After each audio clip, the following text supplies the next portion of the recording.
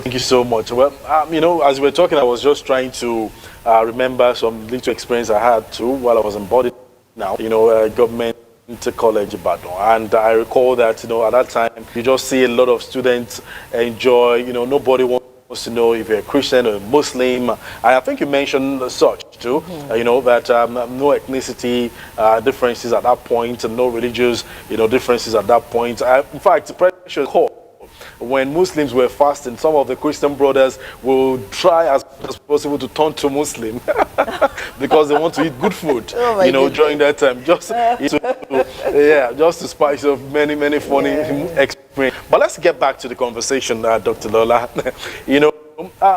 For some reasons, many people have said these, core values are no more there. What are the main, criticisms of unity schools today in terms of that bridging ethnicity or ethnic, and religious or probably social, economic divisions across the board? And what factors contribute to these issues? I don't know if you get those questions. My question is clear. I would say that some of the criticisms that I want to talk about, I will mention again, would be inadequate funding. Sincerely, there's so much insufficient government funding, and that has led, to overcrowding. I remember I was in school about, I think, a year or two ago, and I saw an hostel that was built, and it looked like an event center to me, where it just had dormitories, and they said they had about 120 beds. And I was like, my God, it's too much. How could you have 120 beds? That means if somebody in that hostel has an infection, before you know it, it's going to spread. In those days, I think we had about one, two, three, maybe maximum of 20, 25 in a room. So why would you build something like that? So I think that, insufficient funding has really affected, the schools. And you see a lot of people, they don't want to go to these unity schools again because they're saying, no, it's overcrowded.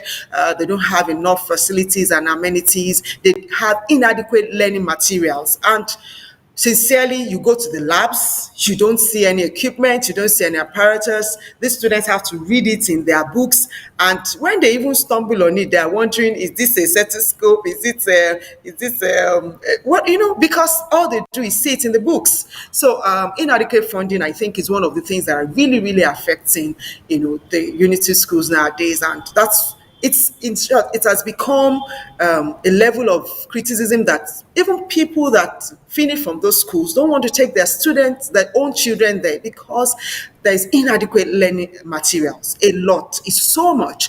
I've talked about teacher quality. Sincerely, that is also another criticism, because you see that a lot of teachers, very few even want to work in these unity schools because of the poor remuneration, lack of professional development. How many of these teachers are trained from time to time? How many of them on their own want to develop themselves so that they can able to, give quality education or knowledge to the students? So poor remuneration and lack of continuous professional development is also affecting, the schools, and it's causing a lot of people to want to say, I don't want to take my child there. Unity schools are not fulfilling their core values and objectives again, because this level of teacher education has an impact on students' outcome, because whether we like it or not, if a good teacher is teaching your child,